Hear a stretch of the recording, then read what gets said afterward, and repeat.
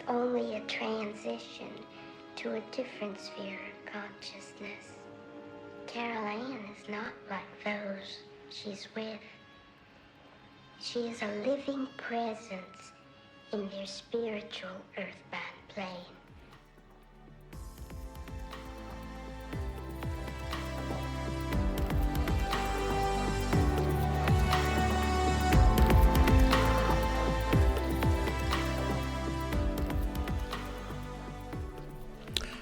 Hello and welcome to episode 57 of the Talking to the Dead podcast. Yesterday I just introduced the listeners to chapter 13 of the book of Revelation, and I'm not going to talk about that much at the moment. This particular episode is going to be in two distinct parts. Firstly, I just want to start off by offering you my distinctly personal take on what I believe is probably the founder of the counterculture and occult movement in my lifetime, and that's probably going back into the 70s and the late 60s, up until the present day. And my interest in that, which I have not really talked about before because it was something I left behind long ago, but as it's got an awful lot to do with what's going on in the world now, I thought it was a good time to actually start talking about it. And of course, the second part, I very much would like to talk to someone, some spirit, whoever it might be, who wants to come through. And a lot has been happening overnight, and I know certainly something is waiting there. Now, I want to talk very briefly about my guardian angel, Titan. I mentioned this to a friend of mine the other day, but Titan has left. He's left the building. I'm not sad for that. I think he had his time, and he thought I've learned as much as I can learn from him. And he's pretty much, as I would expect, and as actually I will describe in my assessment of world religions and quasi-religious movements, he needs me to stand on my own. He needs me to be empowered to do things on my own and not to rely on him anymore, which is fine. He's given me a lot of teaching. You can listen to it all. I shared it all with you. My time with him is finished for now. He's not going anywhere. He's still there. I know he's still there, but he's not going to get involved, I think, in this podcast anymore. And he's certainly not there as a sort of a gatekeeper for me anymore. I know he wants me to be the gatekeeper, to finally take that charge of my life, to take charge of everything that's coming through to me, and to be able to deal with it myself. And that's fine. I think that shows, I think, tremendous confidence on his part, and it's all good for me. So whoever comes through in the second part of this podcast will be very interesting. I have a very strong feeling it's going to be something pretty amazing. I will do a lot of protection rituals because, yes, I still believe in all of that. It's psychologically, it's important, even if in fact it doesn't mean anything. To me, it makes me feel good saying it as much as it does with a Christian saying a prayer. And I will do that. But first of all, I want to talk to you about Aleister Crowley. Now, this is a man long dead who really, I could say, has been one of the most foremost influences on pop culture, music, art, paintings, everything you want to imagine, movies, in the counterculture that really started in the 60s. And his writings probably weren't even read by a lot of people at the time, but he represented to people something that was somehow shocking, which is what, of course, young people wanted to be. They wanted to shock their parents. And he also offered certain teachings that were taken in isolation by musicians and artists, and that would allow people, as they thought, to do what they wanted to do, regardless of the consequences. He was very famous in the latter part of his life and ended up being in the media and somewhat wrongly being dubbed the world's most evil man. Some people called him Satan. Some people called him the Beast 666. All of this is complete nonsense, really, if you know the history. Now, where does it come with me? Well, it turned out that when I was about 13, I went to a school in England. It was a private school called Malvern College. I was very lucky to be sent there because nowadays you'd be paying maybe £60,000 a year to go to a school like that. And I was very lucky my father was a teacher there, so he got, I think, very reduced fees. And it was a wonderful school in a place called Great Malvern in Worcestershire. You can look it up in the United Kingdom. One day I was mucking around in the schoolhouse I was in, and in the schoolhouse they had a library, and I found two books, and there were loads of very, very old books in this library, and it looked like nobody had bothered reading them because they weren't the sort of books that people wanted to read at my age in the sort of early 70s. One was by C.S. Lewis. And it was called the Screw Tape Letters. I'd heard of that because I was given that as a present by a witch, believe it or not, who was a friend of my mother's, who came to my christening. Not my christening, I should say, but my confirmation when I was 14. I was confirmed into the Church of England. And I was given the Screw Tape Letters, which really rather amused me because it was all about devils and conversations with the devil himself. But I found an original copy of that, signed by C.S. Lewis. And no, I've got this wrong. I'm terribly sorry. I didn't find an original copy of that. I found a book, just a book with C.S. Lewis written in it. So he ended up having been a boy at the school, and he'd obviously left one of his books behind. So let's get that right. It was much before his literary career. And also, I found another book with Aleister Crowley's details in it. Now, I don't know if it was actually himself, but it was a book, I can't remember what it was, and it had A. Crowley written in it. And in those days, as maybe not so much now, because most people aren't even reading books anymore, they're reading Kindles, you used to write your name in the book. It was considered very normal. So I was very intrigued about that, and I'd heard of the name of Crowley because he was beginning to have a reputation. At the age of 14, 1974, he had appeared in various bits and pieces of popular culture. I think he'd already been mentioned by pop groups such as the Beatles. I think his picture is even one of the faces on the Sgt. Pepper's Lonely Hearts Club Band album cover. And David Bowie had mentioned him in one of his songs. I think it was called Quicksand.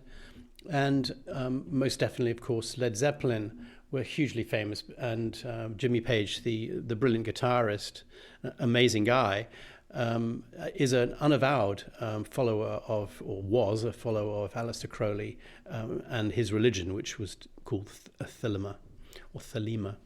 And there were so many out there at the time when I was growing up, that so many musicians that were involved with Crowleyism, if you like. And Crowleyism became kind of mixed up with the Church of Satan, with the Golden Dawn, and with black magic generally. And people like David Bowie and Sting, he took the tantric message from it. You had the Rolling Stones, you had Black Sabbath, and even Genesis, one of my favorite bands. They had a whole side on one of their albums, I think it was called Foxtrot, about that sort of time, and it was all about revelation. And the song was called Supper's Ready, and it's quite a brilliant song if you haven't heard it. And it's all about the second coming and the beast coming out of the sea. So it was very much the start of, if you like, the New Age movement, modern occultism, and Crowley really was the one who started it all for people. He was revisited because, of course, when I found that book and I started finding out about him and realized that he'd gone to my school as well, although he, I think, was in house number 2, not in my house, and he got expelled, apparently. He was a pretty bad kid. He got expelled, I think, for testing the theory that cats have 9 lives by throwing the housemaster's cat out of a top floor window. I don't think he actually killed the cat. I think it managed to survive 4 or 5 falls. I'm not too sure, but that's legend, and I think it's in autobiographies or biographies of Aleister Crowley. But I, of course, was very interested. I wasn't a member of any black magic group at my school, although there was one or two, I think, and people were practicing this stuff. I was more Christian, and that's why I was into the Screwtape Letters and C.S. Lewis. I had been certainly interested in Christ and Jesus and all that stuff. And I'd become very, very convinced, and so much so that I thought of even becoming a priest. And I was intrigued because I'd heard people were dealing with black magic, which was very, very trendy. This was the time of the Exorcist movie as well. And, that had a Ouija board in it. I think I've told you before just how dangerous that is. And, people, there was the Omen films coming out. Everybody was suddenly super interested in Satan and Satanism and black magic. And you just couldn't really avoid it. Well, who was Crowley? Where did all this start? Why were people so influenced by him? Well, just a little bit of history about him, first of all. I mean, he was a young man from a very wealthy family. And obviously, he had a lot of behavioral problems. And I think he had parents who were separated. And, he didn't have a very secure base as a young man. So it was probably the worst possible world for the poor guy. He was sent off to a private school, as people did and still do, because they just don't really want to be dealing with their kids. And he obviously, had very strange opinions on things. I think at the time, he probably was maybe gay or bisexual. And as a young man in those days, even when I was at school in the 70s, that stuff was going on, but people thought you were a pervert. And people were very uncomfortable with homosexuality. It wasn't really until probably the late 80s that things started getting better. So I think he was a very uncomfortable young man. I think he didn't really fit in with the people he was with. He didn't quite know what his sexuality was.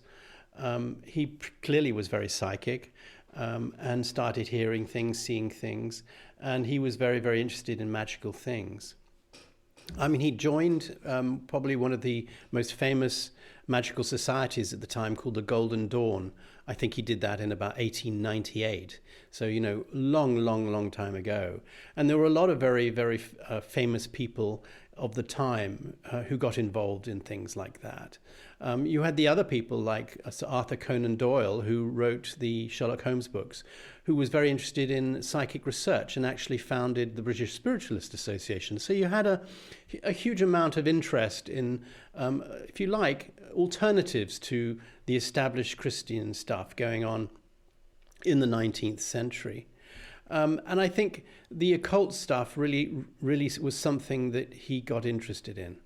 I think he got involved in reading Revelations, without any doubt. I think he got interested in reading the Jewish Kabbalah.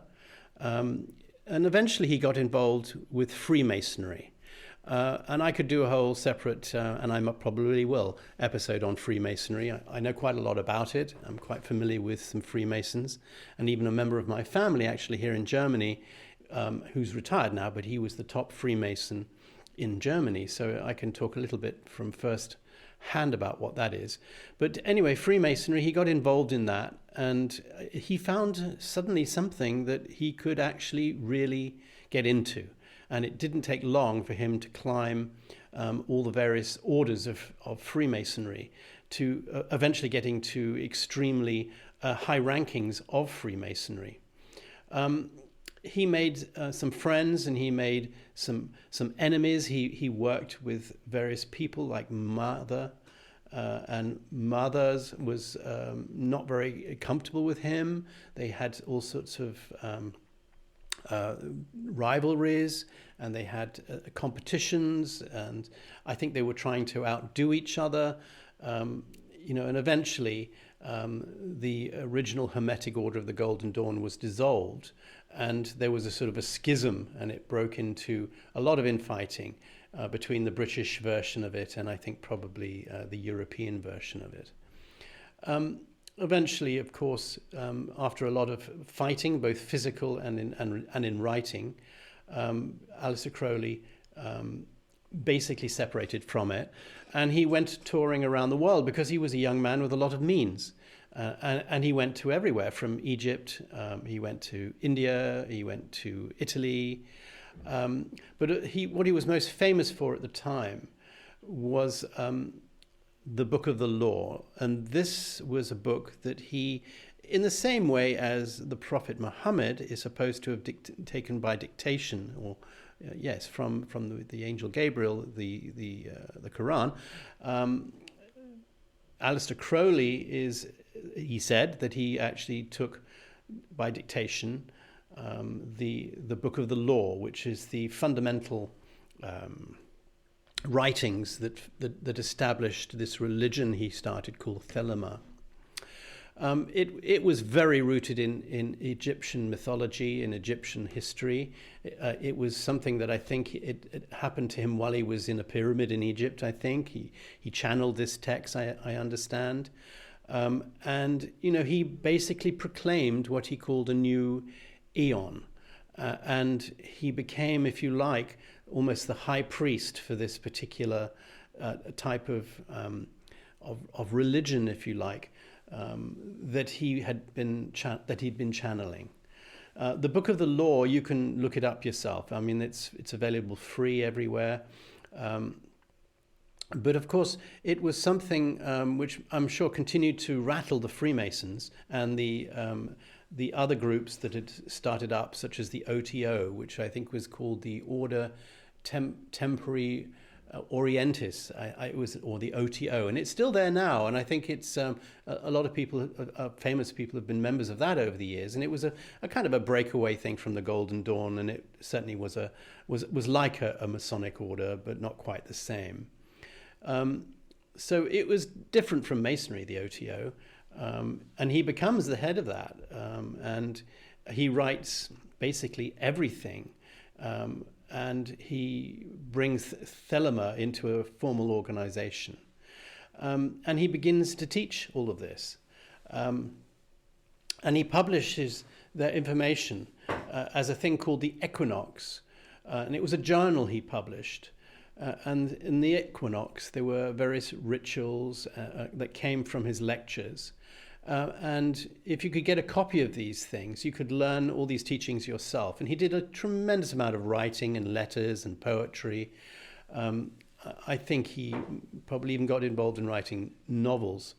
But he became very well known in his time. Because of what he was doing and people getting involved. At one point in all of this, he decides to leave London, and he wants to do a particular magic spell. And he believed that there was probably the most important magic spell that he could ever perform, and he needed to do this, and it's called the Abramelin.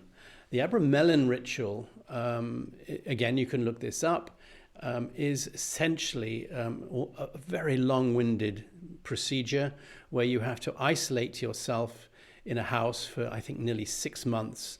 And it's a lot of praying, it's a lot of chanting, it's a lot of doing things according to the Abramelin ritual, using objects and summoning spirits, drinking, fasting, sex, masturbation, God knows what goes on in it. But it's an ancient thing, and the people believed that if you did this, at one point you would be finally in the presence of true wisdom, your true self, your true higher self, or if you like, your guardian angel, and you would then know who you were as a person.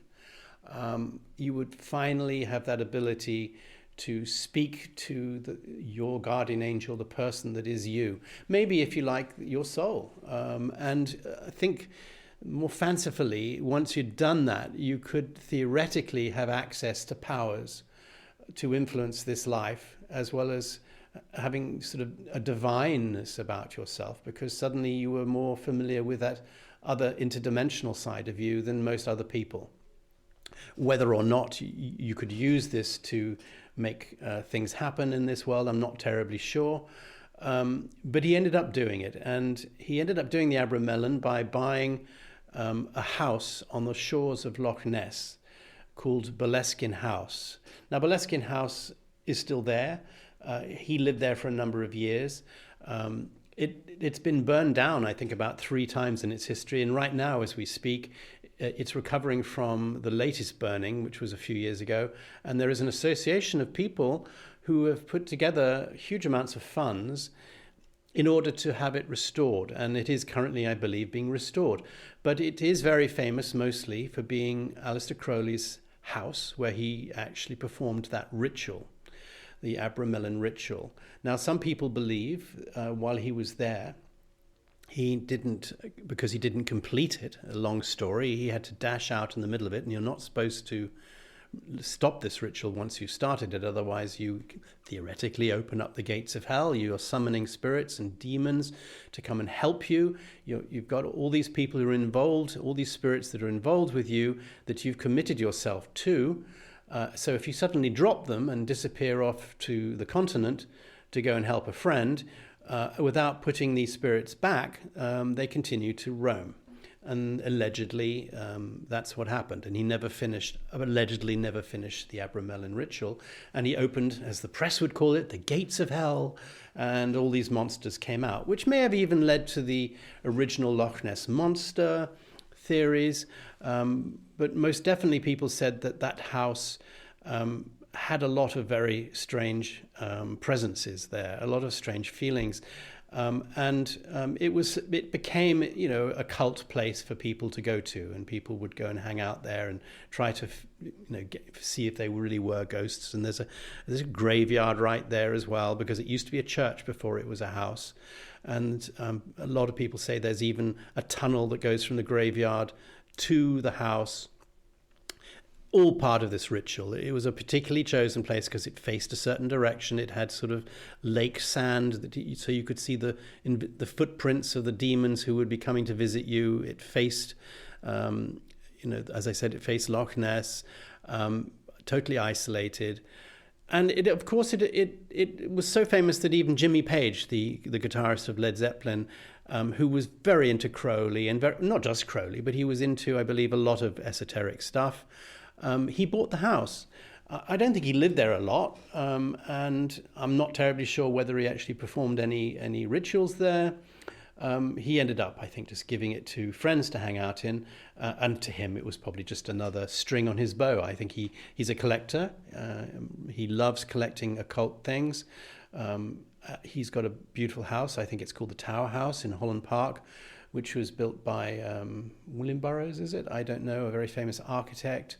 It's very spooky if you look at it, but equally from his point of view, it's very beautiful and warm and loving. And, that's his choice. He's always been fascinated by that. We can talk in a little minute about further effects that following Crowley may have had on people like Jimmy Page. But anyway, so he did, Aleister Crowley did his ritual, or half of his ritual. He was trying to connect to his holy guardian angel. I think by all accounts, he didn't finish it. Various other things probably happened. And he may have set various demons and spirits loose, which may have caused a problem. And maybe so much that he never ever really ended up getting involved with that again. Well, poor old Aleister Crowley ended up in not such a nice place. I mean, he wasn't. It wasn't quite as bad again as the media would like you to think. I mean, he became a bit of a drug addict. I'm sure he probably had syphilis and God knows what, because, a lot of what he did was sex magic, and I'm sure there was a lot of unprotected sex going on. And people obviously didn't quite know what that was all about in the 19th century. I mean, people had syphilis, but I don't think there was even antibiotics in those days to deal with it. So he basically became a bit of a ruin. And he ended up moving, I think, to Hastings, which is a sort of rather dodgy seaside resort in the south of England. And he ended up dying quite a lonely individual. But... and quite alone, I understand. But he did create this religion, this order of Thelemites, or Thelema. And this was very groundbreaking to some people because it sort of was a very loaded kind of thing, because you've got all the attractions of it being channeled by someone. You've got all these connections to Egyptology. You've got connections to tarot, different gods with the names like Thoth, and you've got things of relating to the stars. You've got relations to various other occult readings and books. So, he ended up really taking a lot of stuff that already existed. He introduced a lot of new stuff, and he managed to sort of almost codify it into a master text. And this ended up having a huge effect on Freemasonry. I understand that as a result of his work, a lot of Freemasonry was kind of almost created. The modern rituals and modern stuff about Masonry was corrected and contributed to by Crowley. I have read that, and I'm not a Freemason, but I understand a lot of what they do originally comes from Crowley and the Golden Dawn and his influence. And probably a little lesser known is that he had a huge influence on the creation of Scientology. And he was his works were extremely well known by Ron Hubbard, who created Scientology. And again, if you look at Scientology, and I'll give you some insight into that a little bit later, a lot of what they're trying to do as being a Scientologist has the same routines, the same goals, some of the same rituals, if you like, as Thelema, stuff from the Golden Dawn, if you want to call it black magic. Some problematic things as well, which is why perhaps Scientology gets a bad rap, as does, of course, Freemasonry. Aleister Crowley's religion and his interest in magic has had a profound effect on the occult, and things such as chaos magic has come out of it, and these are all he laid the groundworks for all these modern magical practices. And so, really, yes, whether you like him or not, he was a womanizer, he was a druggie. Some people think he was completely brilliant. Some people think he was completely balmy. He had a very bad press in England. People wanted to make out that he was totally nuts. But of course, his followers think he's completely brilliant. And of course, we are human beings.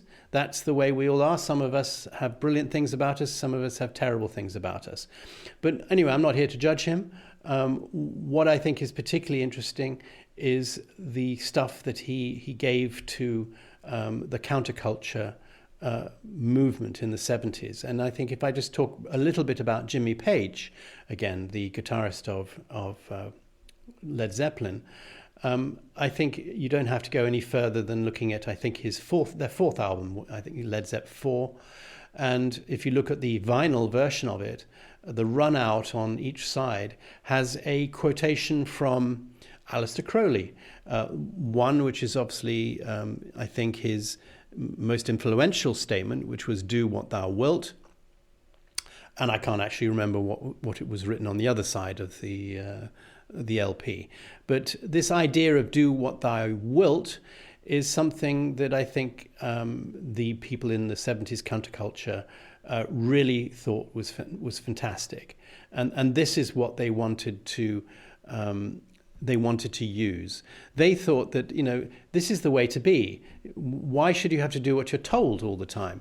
Why shouldn't you just do what you feel your higher power tells you to do? Why don't you do whatever you want? Because whatever you want can't be wrong, because it comes from your higher power. Stuff like that. And this was taken and probably totally misrepresented by a lot of musicians, such as the Beatles. Less so, I would say, by Jimmy Page, because I have a huge respect for Jimmy Page, because we're talking about a man here who's still alive, and he's still practicing. He's still very much into what he's into. I've never heard him having done anything wrong to anyone. I think he's a very loving man. He's been married a few times. I think he's very kind. I think he's very charitable as an individual. I've never heard him having done anything wrong to anyone. But of course, if you're in the media, he suffers a bit, as Aleister Crowley did, from being associated with Aleister Crowley and his Thelema movement.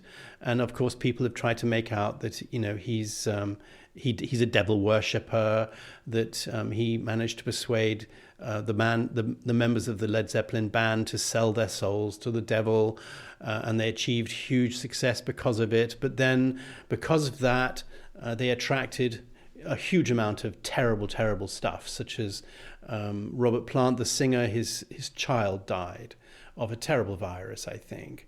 And Robert Plant also had a number of car crashes. Okay, well, nearly everyone has car crashes, and terrible things happen. And not least, I think, probably to these pop stars who were taking huge amounts of, industrial amounts of drugs and drinking. And it probably wasn't at all surprising that they had car crashes. And all sorts of rather strange things were going on. And of course, they talk about John Bonham, the drummer of Led Zeppelin, who died in his late 30s, early 40s, in his sleep, because he'd drunk 40 shots of vodka, I think, in 12 hours before. And one of his roadies put him to bed and didn't probably put him into the right position, and he choked on his own vomit. But people say he was just another victim of the pact with the devil. And, this was another tragedy. John Paul Jones, the bass guitarist, nothing ever happened to him. He ended up retiring into obscurity. I've not heard anything about that, but people say, oh, well, that's because he never signed his soul to the devil. I really don't know. I mean, come on. I can't imagine why people would need to do that. And actually, I saw a video of Jimmy Page, and he was talking to the Oxford Union, and he was being asked by some young man, and God knows how many times poor old Jimmy's had to answer these questions. And he was asked, is it true that when you play Stairway to Heaven, now if you're a Led Zepp fan, you'll know that's probably one of their most famous songs. And is it true that if you play back Stairway to Heaven backwards, you can hear Robert Plant singing in correct English, about worshipping sweet Satan and all this sort of stuff. Yes, apparently, if you do that, if you play the Led Zepp album backwards, you can hear things. I don't know. But he said very rightly, he said, look, you know what? This came out at a time that people were saying that Paul McCartney was dead, and that there was an imposter who was representing him in the Beatles. And people made all sorts of assumptions about the cover of Abbey Road, that there was hidden messages in the fact that John was leading them in a white coat, almost like a god, and Paul didn't have shoes on, and all this sort of stuff. And he said, look, honestly, guys, he said, it's hard enough to write the music we were writing the right way, let alone trying to write it backwards. And I thought that sort of said it all. I can't imagine why on earth that would happen. But without any doubt, he was very inspired by Crowley and the Golden Dawn and magic, and he used that as inspiration for his songs, as of course most of these people did, like David Bowie and Sting and, as I said, the Beatles, the Rolling Stones, Deep Purple, Ritchie Blackmore, Black Sabbath, Genesis, all of these bands, many of these bands were greatly inspired because it's fun. It's just like why horror movies are so popular. But that doesn't necessarily mean that there really was any such thing as being in touch with Satan. And in fact, it doesn't mean that there's ever such a thing as Satan. Or if there is such a thing as Satan, it doesn't necessarily mean that he's there to do bad things, or he was helping a little bit like Mephistopheles in that great poem by Milton, who helped Dr. Faustus. If he would sell his soul to the devil, he would help Dr. Faustus create the most wonderful things in the world and have the infinite knowledge and all the promises that Mephistopheles made on behalf of Satan if Dr. Faustus would sell his soul to the devil. And, this was hundreds of years before Crowley. And indeed, poor old Faustus does sell his soul to the devil, and terrible things end up happening to him afterwards. Well, of course, you've got that in history of literature all over the place. And it suits the narrative. When really, actually, these are just young men in their 20s, these musicians, desperately trying to shift albums and become famous. And they wanted to do things that were popular. And all this stuff was extremely popular. It ended up, turning into other things such as Alice Cooper, and it turned into Marilyn Manson. And all these people did outrageous things in the name of the occult, but probably had absolutely no idea about the occult and probably hadn't read any of Aleister Crowley's works. But it didn't really matter because it was upsetting people and getting a lot of acreage in the newspapers. And that's all they really wanted, and generating sales.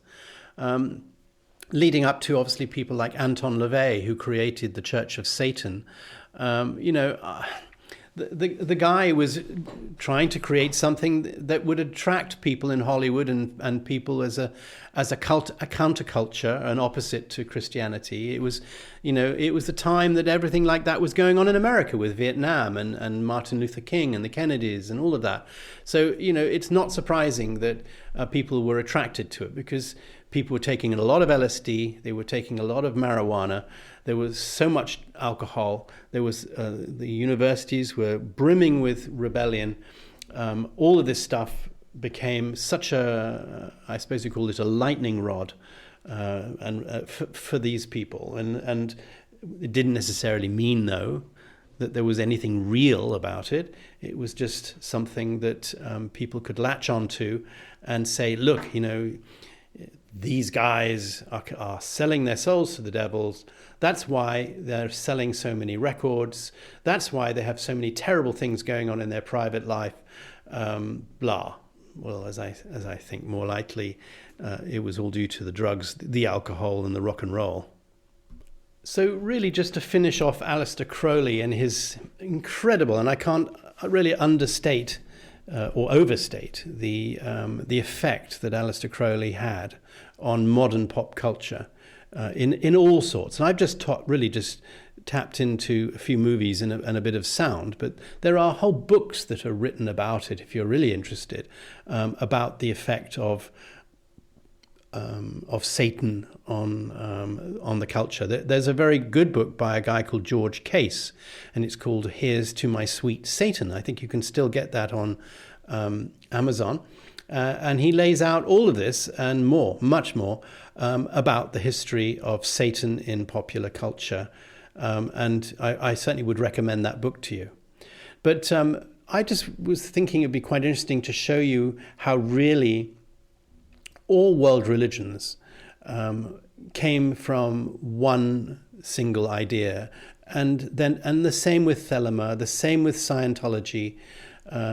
And I had a quick little look yesterday. If I could just go into Google and sort of Google what is the core message in all these religions, and if you want to find out the core meaning behind, say, Thelema, the thing, as Jimmy Page actually described it, is that it's to allow you to come to terms with one's free will.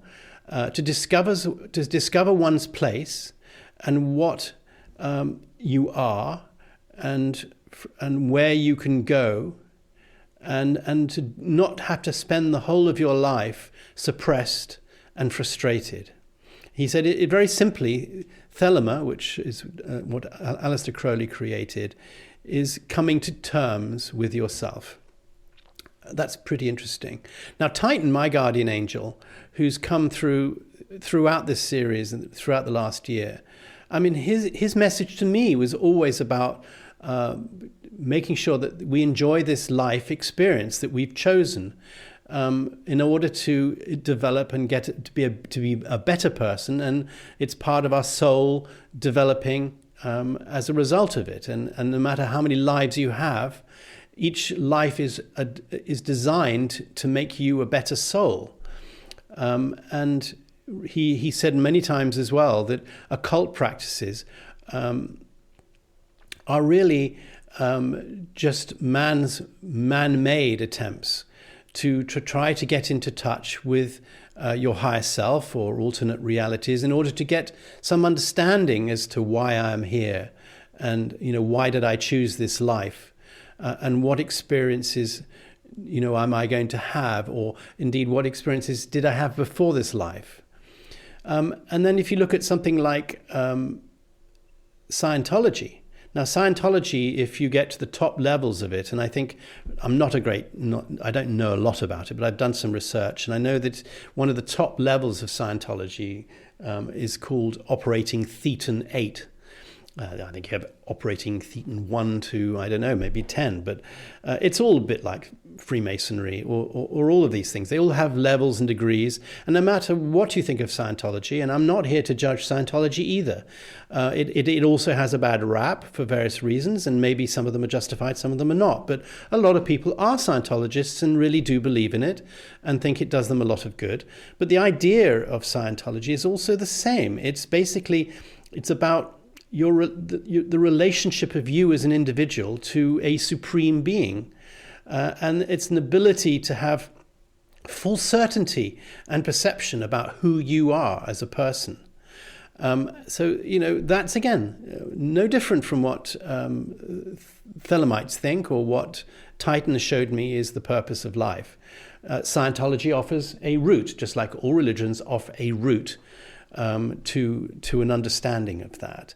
I mean, if you look at what the Jewish people believe, they believe that there is one God overall who rewards and punishes good and bad behavior and encourages you to lead your life to be as good as you can be. It's trying to understand who you are as a person. Christianity apparently is all about redemption of sin and love and overcoming death. But it's also about knowing yourself. It's about improving yourself. It's about forgiveness. It's about loving yourself and loving others. Islam, it's all about getting to know God and to find oneness with God, to understand that you as a person are a pretty perfect thing. And should be very pleased with yourself because you are. But, you've still got to work out that, there is something greater than you, which is Allah, and there is the Prophet, and you are part of all of this. But it's all about trying to lead a life where you become nearly as good as them. So pretty nice, really. You're just trying to become a better person by knowing who you are. Now, this is the Freemasons. Freemasons are very into wanting you to become a better person. Many of the reasons people join Freemasonry is because they believe that they can help their local communities, they can help people who've fallen in hard times, but they can also make contacts with people and friendships and fraternities. They can also probably, achieve various advantageous business deals. I'm sure that's where a lot of the bad press comes from, because people feel a bit jealous that why should you, because you're rich enough to become a Freemason, suddenly have a back door to getting good deals. But I'm sorry, but that seems to be what happens everywhere. It happens in every walk of life. And I can't say that you should necessarily condemn an organization such as the Freemasons. My only issue with Freemasonry, which I will talk about one day, is that, like all of these things, whether you're a Freemason who believes that you need to become better by knowing who you really are through trust and loyalty and gaining an insight that leads you to an epiphany. Well, my worry is, and this is something that has borne out in my study, and it's obviously not just from me, it's my worry about Freemasonry, Scientology, all world religions, and to a certain extent even with Titan and what he's been showing me about what the purpose of life is. My worry is, how can this be misused by people? And we've mentioned that before. Islam can be misused. Christianity can be misused. Scientology can be misused. Judaism can be misused. I think I just mentioned Islam. But all of these things can be misused and used by unscrupulous people, but it's got nothing to do with the religion or the practice. And that's where it's worrying. It's a question of what do you actually do with it from a human point of view, and misuse it. And that, I think, is where it went wrong in the 70s, where people misused the occult. They misused the knowledge of Crowley.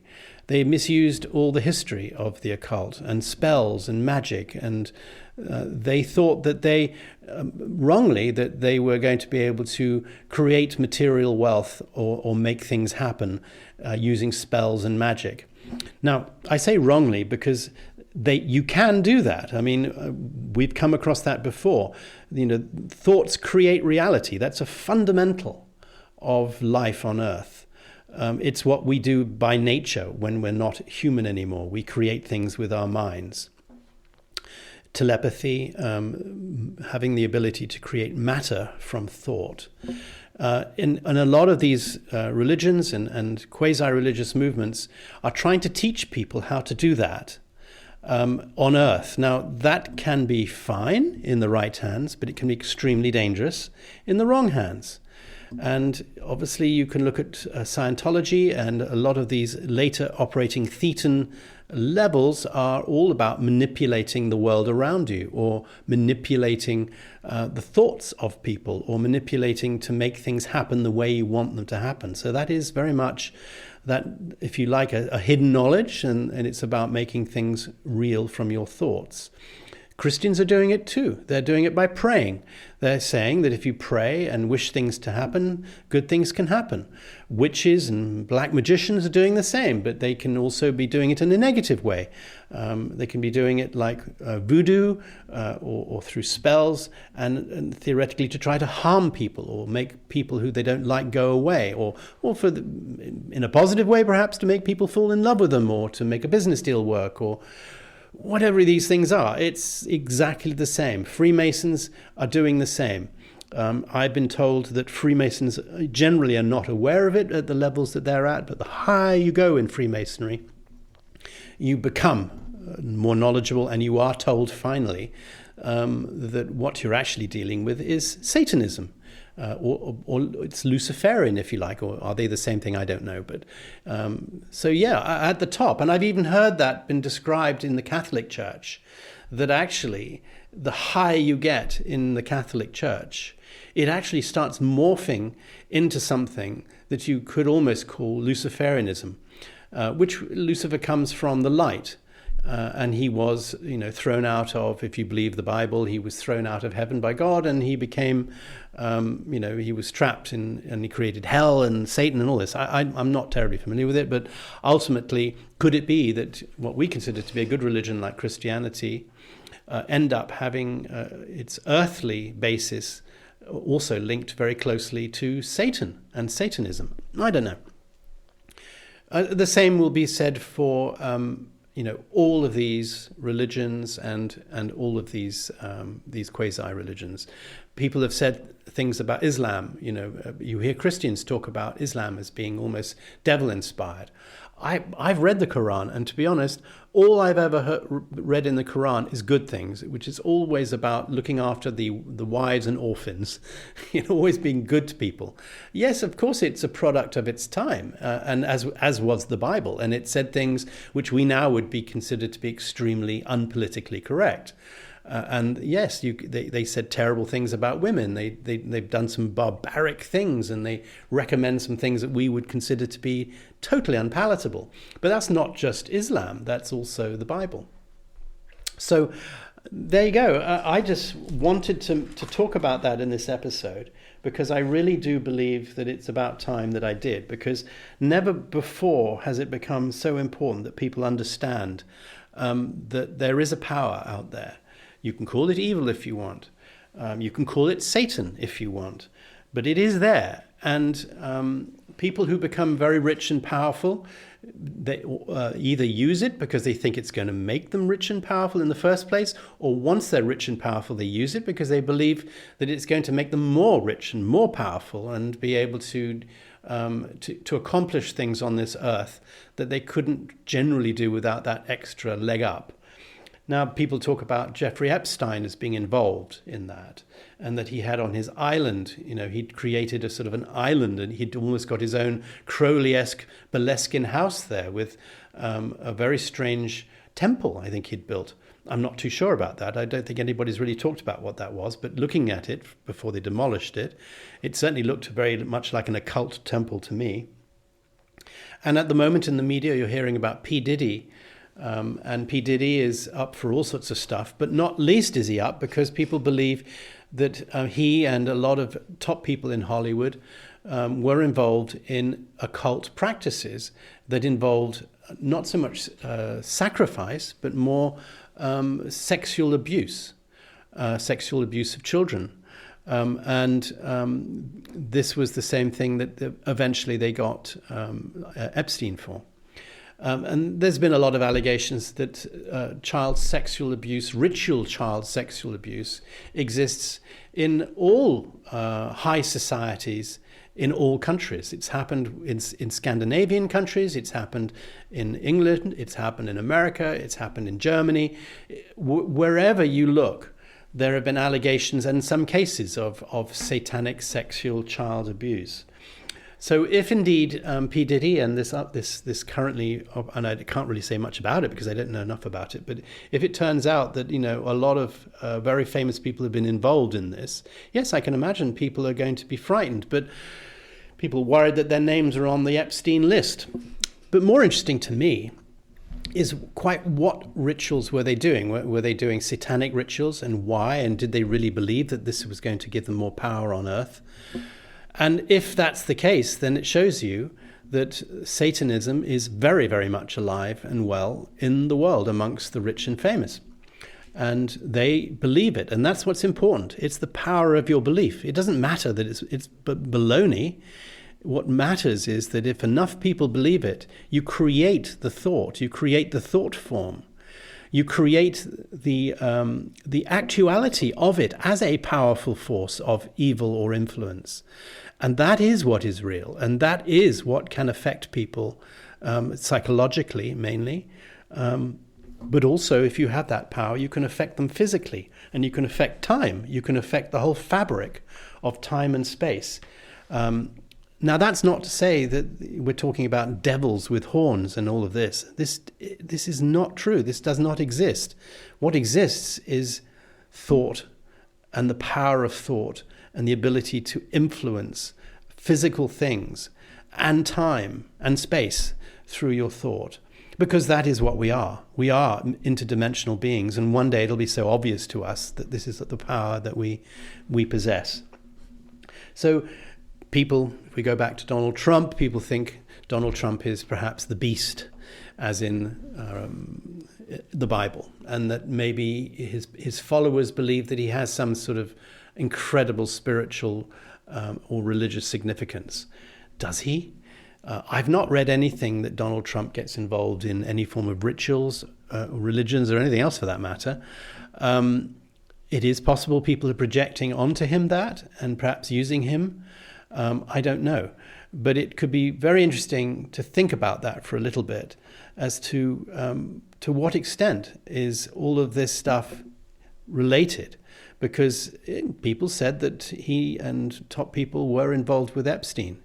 Wherever you look, it seems like the top people in politics and, in government and in the entertainment industry, the leaders of all these different things, a lot of them seem to be involved in something you could describe as being a cult. And how dangerous is that? And even, of course, people who are innocent are being involved in something occult if they're following Freemasonry or if they're following Scientology.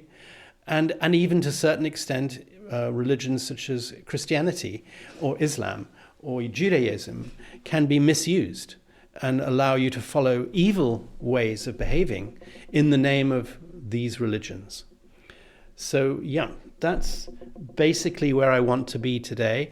I've spoken so long, I've actually run out of time, and I haven't had the chance to actually invite in my special guest. I am going to give it another day, and tomorrow, I promise you, I will try to find the time to actually record the final episode of this week, which will be episode 58, where I hope I can actually talk to someone like Satan or Crowley or whoever. I want to talk to someone who can actually tell me from their point of view what's going on.